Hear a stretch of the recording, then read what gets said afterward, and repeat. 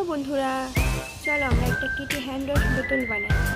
এর জন্য কিছু কার্ডবোর্ড এবং রং পেন্সিল হলেই হবে।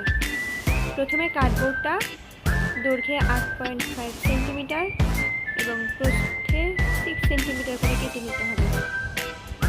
তারপরে একটা কিটি আঁকিয়ে সেটাতে রং করে নিয়ে এবার 24 সেন্টিমিটার লম্বা একটা পেপার কাট কেটে নিয়ে সেটাকে পেঁচিয়ে বোতলের শেপ এনে তার মধ্যে কিটিটাকে সেট করে দাও।